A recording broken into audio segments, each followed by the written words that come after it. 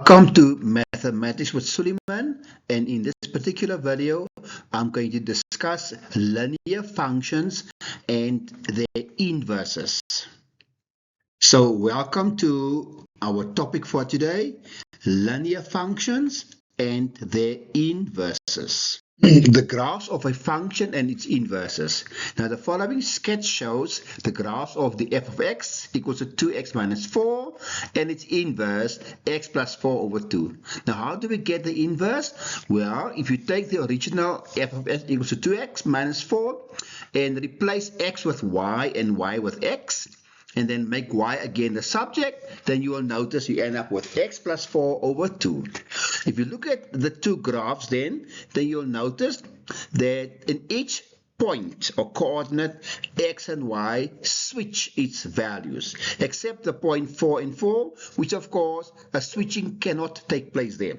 Look at the 2 and the 3, and then the 3 and the 2.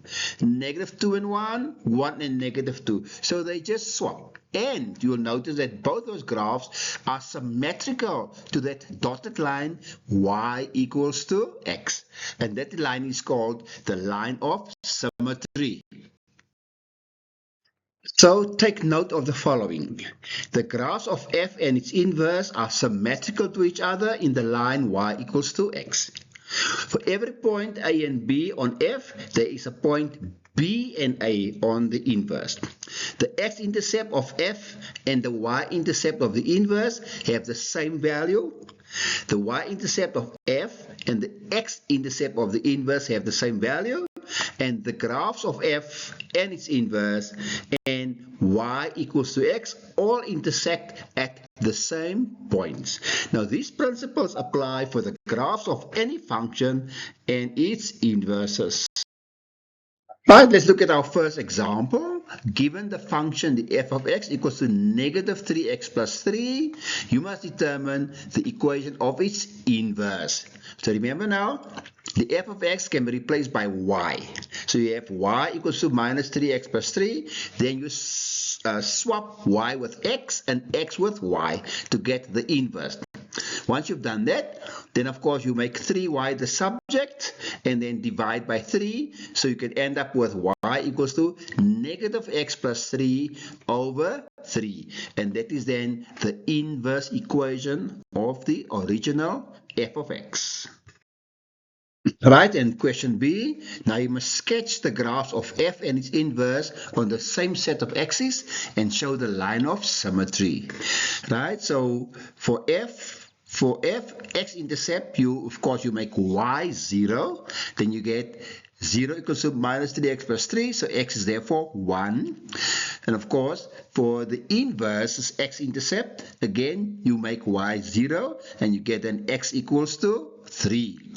So therefore you get x1 and y3, and for the inverse x3 and y1. Remember, they just swap the values.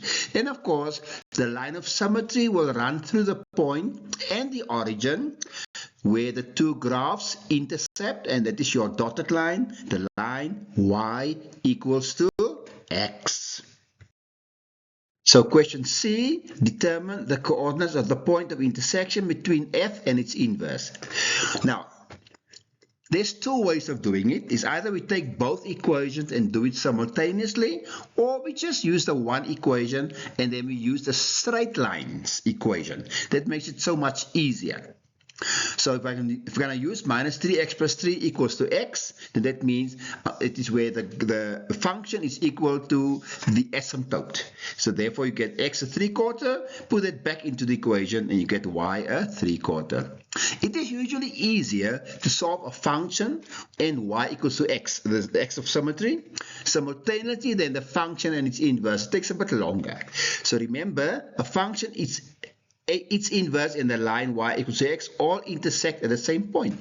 So the x and y intercept of this point of intersection are always the same value. So be smart about it. Rather use the function and the line y equals to x instead of the function and its inverse. It's so much easier. Thanks for watching Mathematics with Suleiman.